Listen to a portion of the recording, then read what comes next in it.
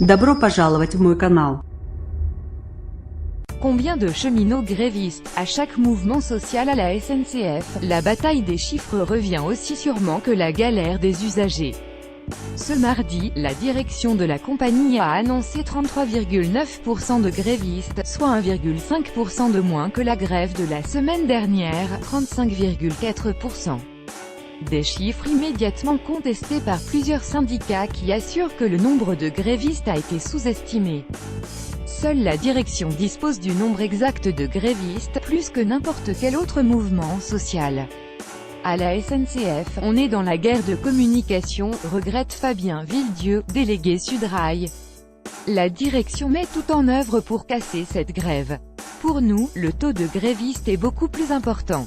De combien? 2%, 5%, 10% ou même 30%? Il n'y a que la direction qui possède les chiffres, confie une source très bien informée.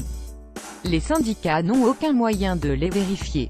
Ils peuvent simplement extrapoler ou exprimer un ressenti à partir de chiffres obtenus sur tel ou tel établissement.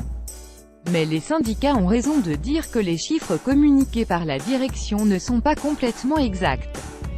Des chiffres arrêtés à 11 h du matin. Pourquoi? Parce que le taux communiqué le matin à 11 h ne tient compte que des salariés qui ont pris leur service entre le début du préavis la veille, 19 h, jusqu'au matin 11 h, poursuit cette même source.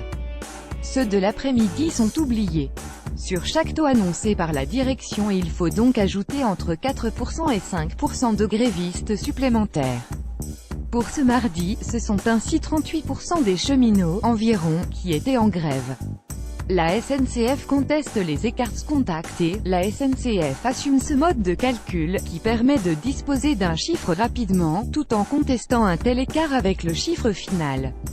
Ainsi, le 22 mars, si la compagnie a communiqué le matin sur 35,4% de grévistes, le total sur la journée s'établit à 37,7%.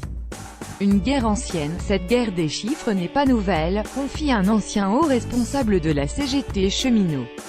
En son temps, Didier Lerest, NDLR, ancien secrétaire général de la CGT cheminot de 2000 à 2010, annonçait des taux de grévistes de 7% à 8% supérieurs à ceux de la direction en se basant sur des établissements tests qui n'existaient pas. C'est une constante entre nous et la direction. Seul compte le fait que les trains, oui ou non, circulent. L'air aussi plus grand qu'une première mobilisation